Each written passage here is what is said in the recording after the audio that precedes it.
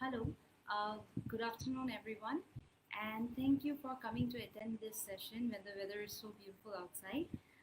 My name is Pratna Majumdar, and before I introduce myself, I would really like to thank Professor Atul Chandra Kulkarni for inviting me to talk on Amazing Namaste, which is a forum where all matters of Northeast are brought to table for discussion. I'm here today at Amazing Namaste to talk about my work as a researcher and an entrepreneur in Northeast India. But more than a professional connection of work, I have a very deep connection with Northeast because I was born and brought up here in Guwahati. Right now, I work as a PhD scholar between Holland and India, and also as an entrepreneur, as a company startup owner in Northeast. Uh, I'm going to discuss about my work, research, as well as company, and how I connect both of them to create value for communities in Northeast. First, I'm going to discuss about my PhD research. So my PhD focuses on stimulating the maker culture in emerging economies like India. Now, what is the maker culture? The maker culture is the do it yourself movement that we frequently hear about these days. It's any kind of production that goes on outside factory systems or centralized factory units. So during the pandemic, we heard so much of like people growing their own stuff in their backyard or making their own crafts at home that all comprises do it yourself. In the West, the do it yourself movement or the maker movement started quite some time ago, like 20 years ago or so. It was a time when consumerism was really at its peak, but people started getting bored of like factory-made, mass-produced goods, and they really started questioning like, do we have to be passive end users always? Can we not get more involved with the products that we are using? Because humans are essentially very creative. So can we not take part in the making of the products and have more of our own personality or our own identity in the products? So that was the start of the maker movement in the West. MIT started Fab Labs around the world in order to make this maker movement bigger as some kind of an alternate production consumption system. Fab Labs are actually maker spaces where there's machinery installed and everything. You can go with your design and get your designs fabricated there. It's been a big hit in the West. But when we look at Fab Labs in India or countries like African countries or South American countries, the maker culture has not yet got on, or people have not started using Fab Labs or maker spaces that much. So, as a starting point of my PhD research, I really wanted to know why is it that the do-it-yourself movement is not catching on here, because there are lots of maker activities even in our communities. So I started my research in the state of Assam, which is probably the biggest state in Northeast. We started with four communities, there's five villages. The communities were Garo, Karbi, Boro, and Assamese. So we started looking at their communities, what DIY practices they already have, if they have any, are they continuing with the DIY practices. Surprisingly, we noticed that in the West, whereas the maker movement had to start afresh because people had already alienated themselves from maker activities, in our communities, in our rural communities, there are already a lot of maker activities that keeps going on. If you are from Northeast or any part of India, you already know that if you go to a village, people weave their own clothes or people weave their own baskets. People make their own beehives in their backyard or grow their own stuff in the backyard. Being a maker is not unknown to us. And that's the second point of investigation. Then why is it that the maker culture is going away right now? So we try to interview a lot of subjects, adults as well as young people, and try to see like what motivates them. Why are they not continuing with the maker culture? And we saw that there were many reasons for it. The first reason being design colonization, or what we call as globalization, and after effect of globalization. Now I'm going to explain that in detail. These days, we have lots of factory-made goods, cheap factory-made goods available in the market. If you are from a village community and you want a container, for instance, you would rather go to the market and buy a cheap plastic container rather than spending so many hours weaving a basket. And these designs that are in the market are not necessarily the designs that we are used to. These are designed by maybe Western communities, made in factories in China or Indonesia, and sent to us. So a lot of the times these designs are not suited for our contextual needs. If you look at, for instance, the weaving industry, we have the perfect cotton industry, cotton weaving industry all over India. India is a very hot country. If we look at the dhoti, for instance, which is our traditional wear in most parts, it's a very comfortable piece of attire. But we are competing with the global product called pantaloons or trousers now. And people nowadays would rather go for the trousers than the dhoti. So these are reasons why people are abandoning their maker activities. People are abandoning their maker activities. Uh, the other reason being urban migration. Uh, People nowadays don't see meaning in staying in their villages, and one big reason is also probably natural calamities and poverty. If you look, for instance, in Assam, there are floods year after year, so all the agricultural produce that comes in the year might be washed away in floods, and it's quite frustrating to see that. There's this vicious cycle of poverty. You are poor, you are in the village, and floods or any other such natural calamity happens. There was extremism for a long part of time, and then you stay poor because you cannot get out of it. But with technology and new companies like, for instance, Uber coming, people now say that yeah, it's easier to go to a village. It's easier to become an Uber driver or a peon or a clerk in some office rather than staying in a village and being a farmer.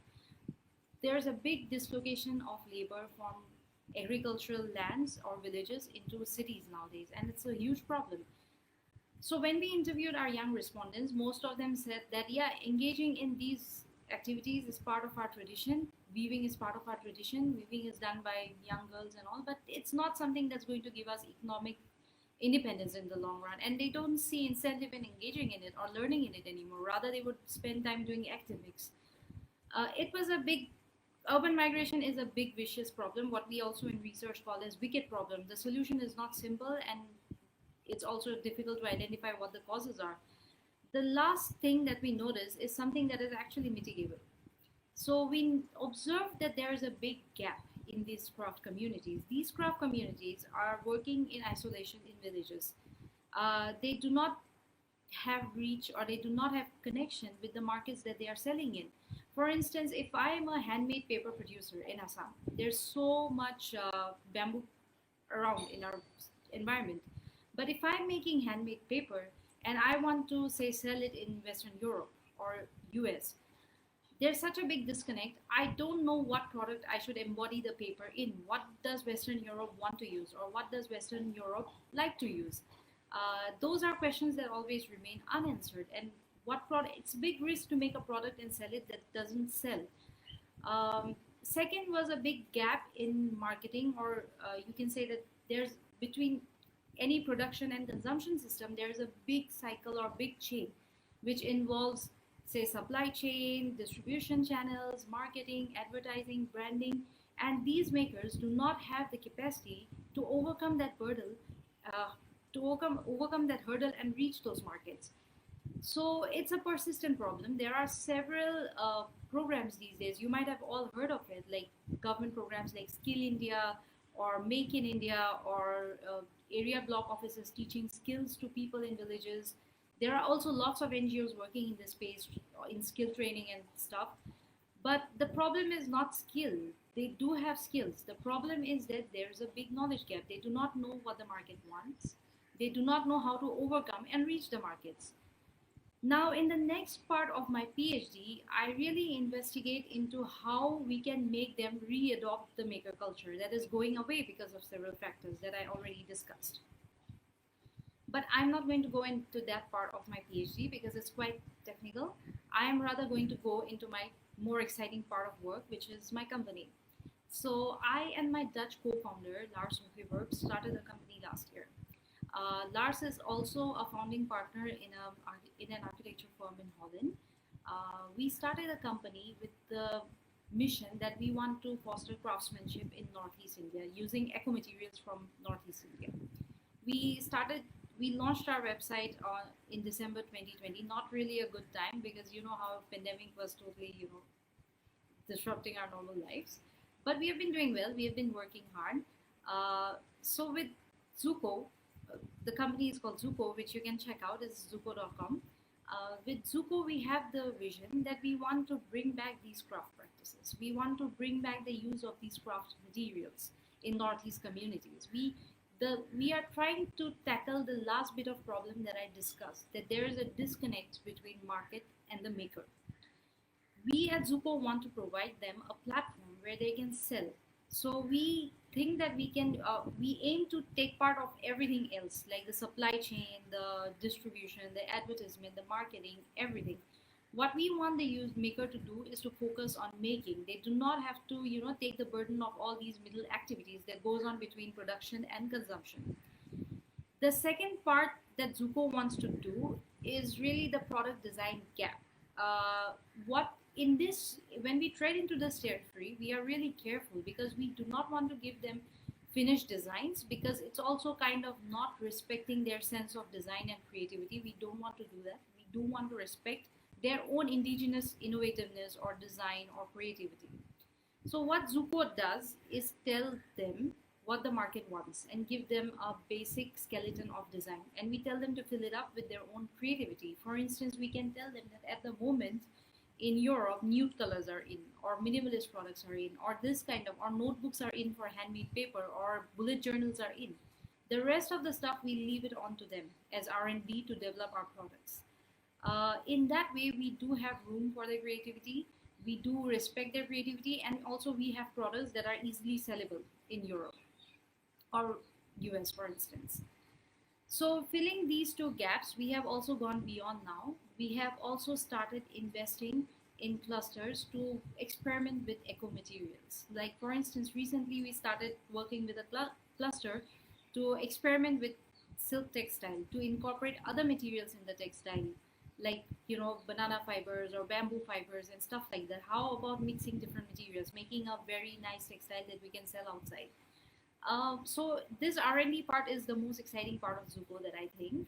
And in future, we want to go even beyond. We want to work with this craft community so that they can think beyond, the intergenerational knowledge that they have been getting. Okay, they know how to weave baskets, they know how to weave cotton, they know how to weave silk, but how about go beyond? Like, for instance, at the moment, in the packaging industry, globally, there's a new material called mycelium, which comes from fungus. It's a it's the most biodegradable material ever, so it's a perfect replacement of plastics in the packaging industry. If you live in Northeast and you look at your environment, there's so much algae and fungi and everything around. It's very easy to make such materials. It's only a matter of opening up our eyes and seeing that there are lots of possibilities in the environment, and that's what we want to do is our next step. Work with the craft clusters or maker clusters here, make their products commercially viable, and also experiment with them hand in hand with materials from our surroundings, because we do think there is an environmental need of it. We do think that there's a need to replace plastics and use eco materials, and in Northeast we have abandoned of them. Also, we have so many nice craft practices.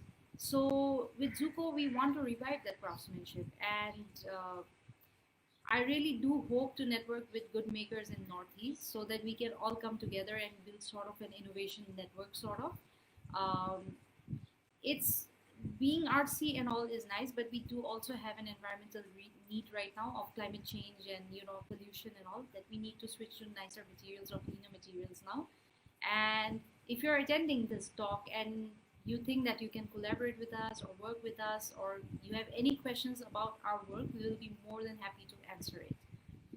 So I think with that, I would like to end my talk, but I would really like to answer your questions. So we have a question here. How can artisans avail your services? At the moment, we have direct contact with several clusters, especially in Lower Assam, from Borpeta or from Mirza and all. And we directly visit them and establish connection with the head artisans in those clusters. Uh, we have also had cases where artisans themselves reached out to us and said that they would want to sell their products or work with us. At the moment, we are quite a young company actually. We just have been selling for about 3 months now. In future, we do want to have a artisan program where they can enroll, where they can get a membership, and that's quite for future, I think. But at the moment, we are really working on having one-on-one connection with the clusters, especially with the cluster heads. Because if you look at the clusters, there's usually one or two expert artisans who are, who knows the trade inside out, and they are the ones who are training the novices in the community. So if we can rope them in, they will also be the ones who will recruit the young members in the community to come and work with us in future, or work with them. The aim is not really, to get the maximum economic output, but we really aim to create impact. So if we have the maximum people, going into, say, maker practices and all, but not necessarily selling to us, that's fine. But we do want them to switch to, newer ways, especially because right now, if you look at the post pandemic, or we are still in the middle of the pandemic, we are not in a post pandemic scenario. We do see the previous workforce that has been displaced from farms into cities now getting displaced again, because they are running out of jobs in the cities. They do not have a means of livelihood. They are all migrating back to their villages. So what is the next step for them? And that's where I think that the maker movement can come in a big way, giving them